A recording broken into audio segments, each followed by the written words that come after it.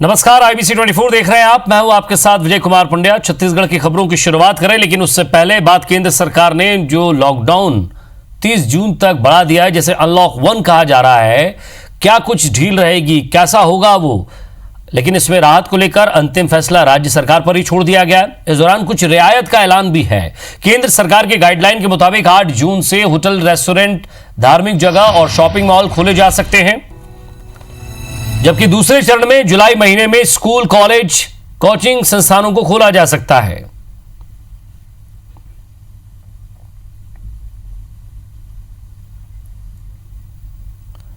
अंतर्राष्ट्रीय उड़ान, metro train, cinema hall, gym आखिरी चरण में शुरू होंगे। स्विमिंग पूल, थिएटर, बार, ऑडिटोरियम, ये सब आखिरी चरण में है। सेमिनार, सामाजिक कार्यक्रम, राजनीतिक कार्यक्रम, खेल आयोजन, धार्मिक आयोजन। राज्य सरकार स्थिति को ध्यान में रखकर फैसला ले सकती है, क्योंकि जहां जहां उसने अपने जोन बना रखे हैं, उन जोन में उन्हें कैसे ढील देनी है, कहां रखना है। रात 9 बजे से लेकर सुबह 5 बजे तक कर्फ्यू रहेगा।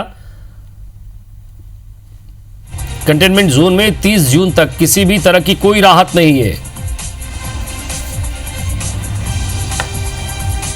एक राज्य से दूसरे राज्य में आने जाने पर पाबंदी नहीं होगी।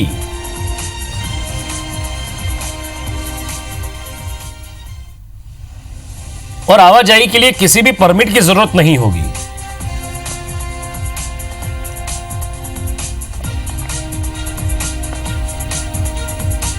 तो राज्य सरकार अपने हिसाब से पाबंदी और ढील किस तरह उन्हें आगे गाइडलाइन देना है देश में, और देश के बाहर फंसे लोग ट्रेन और हवाई जहाज से आते रहेंगे।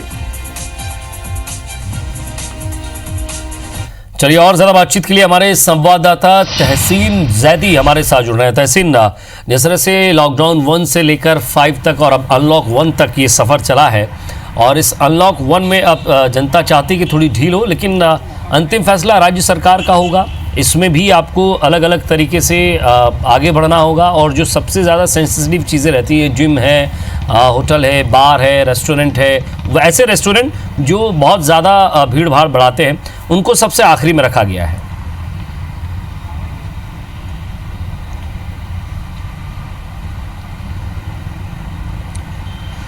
देखिए, जिस तरीके से ये कह सकते हैं कि ये जो राहत भरी खबर है लोगों के लिए, थोड़ी राहत भरी बोल सकते हैं इसको, क्योंकि जिस तरीके से लोगों ने अभी तक लॉकडाउन 5 तक इसको झेला है, और उसके बाद ये एक तरह से थोड़ी फौरी तौर पे राहत इसको कह सकते हैं। जिस तरीके से आज जो गाइडलाइन आई है जो अनलॉक 1 की, उसके चलते जिस तरीके से लोगों को कुछ चीज़ों में छूटें मिली हैं, जिस तरीके से अगर बात करें किसी दूसरे राज्य जाना है तो उसके लिए कोई पास की जो आवश्यकता है उसकी जो उसमें छूट दी गई है।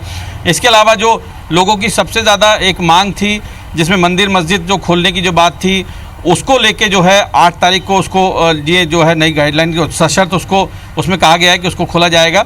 इसके अलावा जिस तरीके से जो अभी तक 7 बजे तक की म्याद थी जो कर्फ्यू की, वो ज़रूर उसमें भी राहत दी गई है। उसमें 9 बजे से सुबह 5 बजे तक लोग जो हैं वो कर्फ्यू के समान जैसे हालात इसमें रहेंगे। तो उसके चलते जो है कुल मिला के ये कह सकते हैं कि ये जो है फौरी तौर पर जो लोग हैं उनके लिए एक राहत भरी खबर है, शहर के लोगों और प्रदेश के लोगों के लिए। और निश्चित तौर पे ये आने वाले दिनों में जो राज्य सरकार है उसमें कुछ और नई चीज़ें जो हैं वो देखने को यहाँ पे मिल सकती हैं, क्योंकि जो है बाकी जो बातें हैं, जो बाकी जो नियम है, वो अभी राज्य सरकार भी इसमें तय करेगी। और लेकिन ये अभी तक जो हमारी लोगों से भी जो बात हुई है, जो अनलॉक 1 की जो गाइडलाइन आई है, उसके बाद जो लोगों का कहना है कि थोड़ी राहत भरी। चलिए तहसीन, आप हमारे साथ बने रहिए, और इसे किस तरह से लेते हैं व्यापारी, जनता, और राज्य सरकार किस तरह से फैसले लेगी आगे आने वाले वक्त में, और जहां जहां उसके जोन बने हुए वहां आप हमारे साथ बने रहिए। अगली खबर पर आगे बढ़ते हैं, जहां छत्तीसगढ़ में आज 32 नए पॉजिटिव मरीज मिले हैं। बड़ी खबर आपको बता रहे हैं, छत्तीसगढ़ में 32 नए पॉजिटिव मरीज मिले हैं। कोरिया में 20, बलरामपुर में 6, कांकेर में 4 नए मरीज, रायपुर में भी 2 नए कोरोना पॉजिटिव मरीज मिले हैं। छत्तीसगढ़ में एक्टिव मरीजों की संख्या अब 344 हो गई है। बालोद और मुंगेली के एक एक मरीज आज डिस्चार्ज हुए हैं, तो छत्तीसगढ़ में अब तक 447 कोरोना संक्रमित मिले हैं। मुंगेली में सबसे ज्यादा 81 एक्टिव केस हैं। बिलासपुर में 46 एक्टिव केस हैं। लेकिन बड़ी खबर यह कि 32 नए पॉजिटिव मरीज और राजधानी में रायपुर में 2 नए कोरोना पॉजिटिव। तहसीन हमारे संवाददाता हमारे साथ बने हुए हैं। तहसीन, लगातार छत्तीसगढ़ में ये आंकड़ा बढ़ता जा रहा है, इस आंकड़े में लगातार बढ़ोतरी हो रही है। कंटेनमेंट जोन से भी जिन लोगों के सैंपल्स आ रहे हैं वो भी, साथ ही जहां जहां जोन बने हुए वहां से भी अगर लगातार इस तरह की जो जांच है वो होती रही है और आगे भी इस तरह के एक्टिव मरीजों को मिलने की संभावना यहाँ बढ़ जाती है, क्योंकि जिस तरह से मरीज आ रहे हैं उससे यही लग रहा है कि आने वाले समय में सिलसिला जारी रहेगा।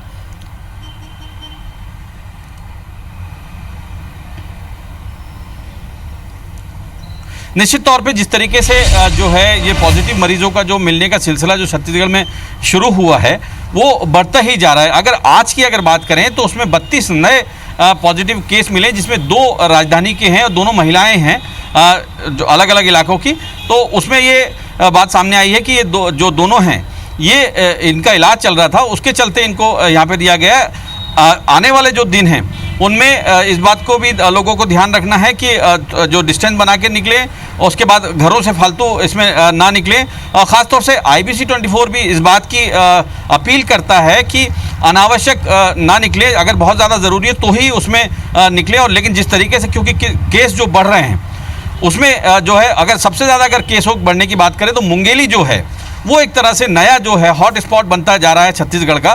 जिस तरीके से वहाँ पे जो सबसे ज़्यादा जो मजदूर जो भी गए थे उनके जो रिजल्ट हैं वो पॉजिटिव आ रहे हैं। तो इसलिए जो है आने वाले दिनों में इसमें राहत भरी खबर ये है विजय जी कि इसमें जो ठीक भी हो रहे हैं मरीज़ वो एक लोगों के लिए राहत भरी खबर है। लेकिन यहाँ पे जो अभी जो सिलसिला है ये अभी थमने का नाम नहीं ले रहा है छत्तीसगढ़ में। लेकिन ये आने वाले जो दिन हैं इनमें ये जो आंकड़े हैं और इनमें इजाफा होने की आशंका यहाँ पे जताई जा रही है।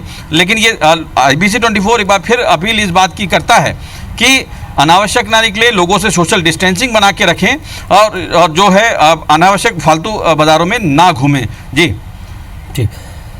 लेकिन तहसीन, जिस तरह से ये केस सामने आए, स्वाभाविक सी बात है कि लोग डरे हुए भी हैं, लोग परेशान भी हैं। दूसरी तरफ लॉकडाउन भी खुल रहा है, बड़ी सावधानी रखनी पड़ेगी और प्रशासन को भी इसे मजबूती से समझना पड़ेगा, क्योंकि अब ट्रैफिक बढ़ेगा लोगों का भी।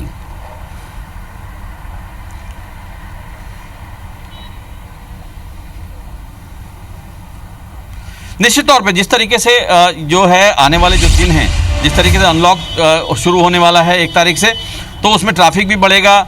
लोगों की जो पब्लिक जो सर्विस है ट्रांसपोर्ट की उसमें भी हालांकि इस बात की गाइडलाइन उसमें तय की गई है कि कम से कम लोग बिठाएं। लेकिन जो ये है ज़मीनी तौर पे इसको इम्प्लीमेंट नहीं किया जा सकता, क्योंकि हम भी अभी देख रहे हैं 1-2 दिन में ही कि 5-5, 6-6 लोग जो हैं एक ऑटो में बैठ के लोग जा रहे हैं। तो उसको ये लोगों को समझना होगा कि उनकी सुरक्षा उन्हीं के हाथ में है। तो इसलिए जो है वो सावधानी से उसमें चले। हालांकि जो खुला है वो उससे जो है आने वाले दिनों में कई केस और आने की आशंका इसमें है, क्योंकि अभी एक तो सबसे बड़ी बात क्या है, टेस्ट जो हैं वो बढ़ेंगे तो आने वाले दिनों में ये आंकड़ा आने वाले दिनों में अगर आंकड़ा बढ़ता है तहसीन, तो स्वाभाविक सी बात है कि प्रशासन को और ज्यादा मुस्तैदी से फिलहाल चलना होगा। बहुत बहुत शुक्रिया हमारे साथ जुड़ने के लिए और बातचीत के लिए। और अब बात हम करेंगे अजीत जोगी के महाप्रयाण की।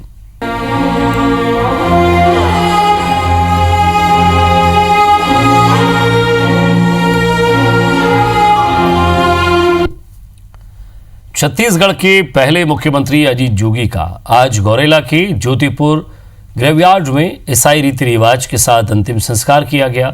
अपने लोकप्रिय नेता की आखिरी झलक पाने और उन्हें आखिरी विदाई देने के लिए लोग उमड़ पड़े। रायपुर, बिलासपुर से लेकर मरवाई और गौरेला के लोगों ने बड़ी संख्या में भीगी पलकों के साथ उन्हें अलविदा कहा।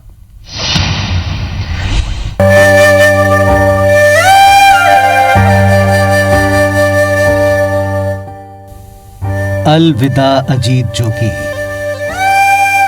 सपनों का सौदागर। हजारों आंखों में कई सपने देकर आखिरी अंतहीन सफर पर चला गया। जीवटता, जिजीविषा, संघर्ष, जिद, जुनून और जीत ही जिसकी जिंदगी का सरमाया था, वो अजीत अपनी शर्तों पर जिंदगी जीकर हमेशा हमेशा के लिए चला गया। अपनों की आंखों में आंसू थे। वे रायपुर से बिलासपुर और फिर गौरेला तक उनके आखिरी सफर के दौरान एक झलक पाने को बेताब नजर आए।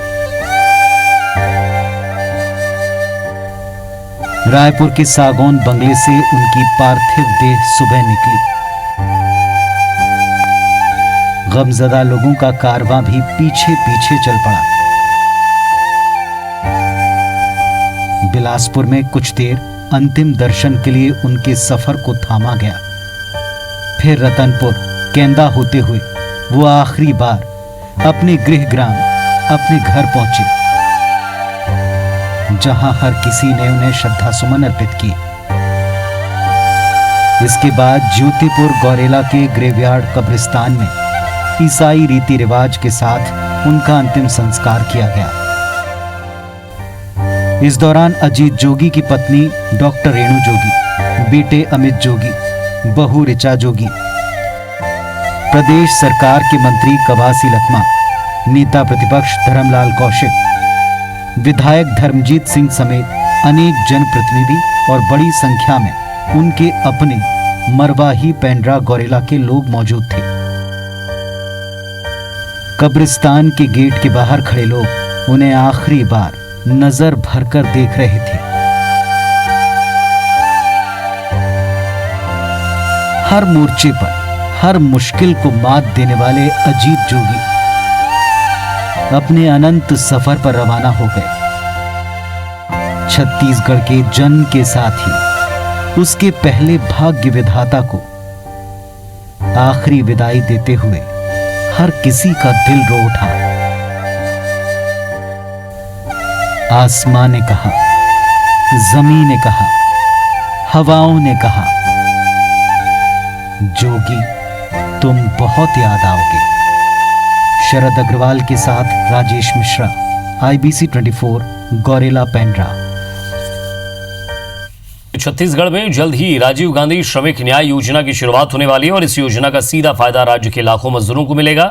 इसके लिए कार्य योजना तैयार की जा रही है। यह योजना न्याय के दूसरे चरण में शामिल होगी। इसके लिए मुख्य सचिव RP मंडल की अध्यक्षता में कमेटी भी गठित कर दी गई है।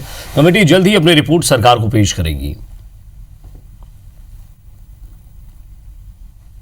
छत्तीसगढ़ की सरकार ने इतनी बड़ी योजना लॉन्च की जिससे सीधे किसानों को लाभ हुआ। मैं समझता हूं कि बेहद महत्वपूर्ण और अनुकरणीय पहल है।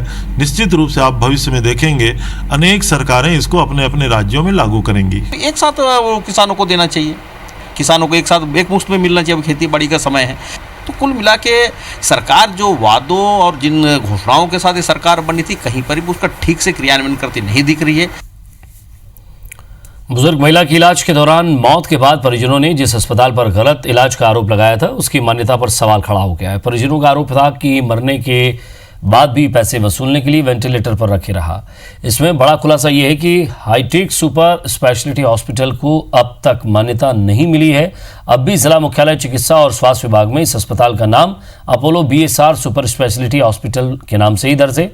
कागज में इसके संचालक डॉक्टर M.K. खंडूजा ही हैं। हाईटेक सुपर स्पेशलिटी हॉस्पिटल का संचालन स्वास्थ्य विभाग के नियमों के खिलाफ हो रहा है।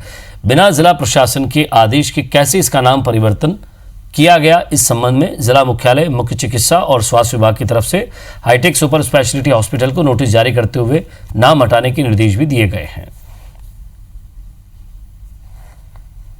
हमने आवेदन जरूर किया है कि हम लोगों का जो है ना पार्टनरशिप में हम हाईटेक वालों के साथ करेंगे, ऐसा आवेदन आया हुआ है। लेकिन अभी उसमें रजिस्ट्रेशन की कार्रवाई नहीं हुई क्योंकि बैठक ही नहीं हुआ है, तो उसमें कोई निर्णय नहीं लिया है। पर ये रजिस्ट्रेशन अभी तक तो उसी के नाम से है, अपोलो के नाम से। उनको नोटिस हमने दिया है कि इस टाइप का जो है बिना रजिस्ट्रेशन का नाम लिखना उचित नहीं है। उन्होंने ऐसा हम लोगों ने उनको तत्काल निकालने का निर्देश भी दिया है। और इसी के साथ फिलहाल इस बुलेटिन में इतना ही। नमस्कार।